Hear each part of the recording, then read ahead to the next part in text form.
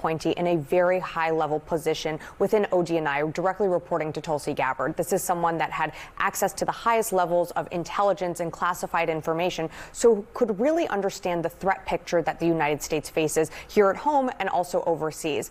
I think what's also significant about this resignation is it could potentially start another domino effect within this administration, but you're seeing the MAGA base really fracture, not just with Joe Kent. You obviously have talked to Marjorie Taylor Greene just yesterday about her opposition to the war in Iran, but also people like Joe Rogan, people with loud megaphones that represent the MAGA base that do not support this war. And frankly, about 60% of Americans, a CNN poll found recently, do not support this war. And so I think the fact that Joe Kent said that there was no imminent threat posed from Iran was one of the key core components of the argument that this administration made to the American people. And that's fracturing right now with someone that clearly had the information to assess that. It's true. What do you think, General? I totally agree with Sabrina. I mean, I think that this is absolutely significant. I mean, think about the anguish that he went through to do this, to make this resignation. I mean, this is an insider. This is a MAGA guy through and through. And this is a tremendous blow to President Trump.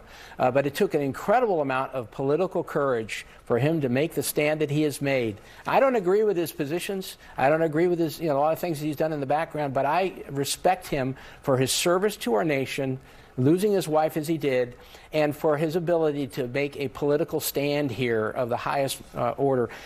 I'm very, very proud that he has chosen to do this, and I hope that this leads to other resignations, because this war is not going well.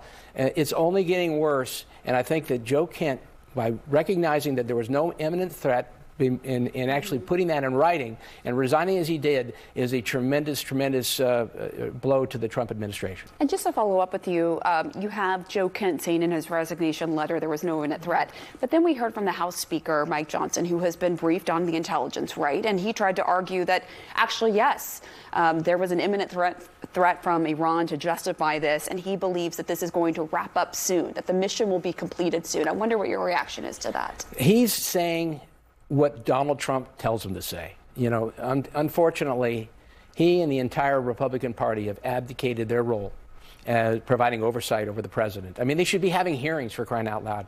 We're almost, we're on our third week now, and he's done nothing, done absolutely nothing. He's essentially parroting everything that Donald Trump tells him to say, which is a great detriment to our country. And like I said, he's abdicating his congressional authorities by doing this. But I mean, clearly there was no imminent threat. And by having Mr. Joe Kent come online and saying that, just solidifies that position.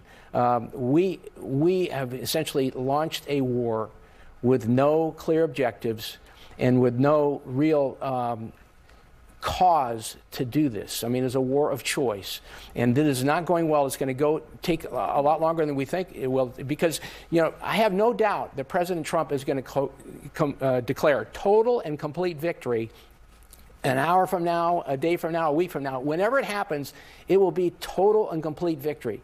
But the problem is the Iranians have a voice. They have a vote in this mission, and they have seen what they can do in the Strait of Hormuz to put essentially economic chaos in the world, and they know that they are holding some cards that they're going to play.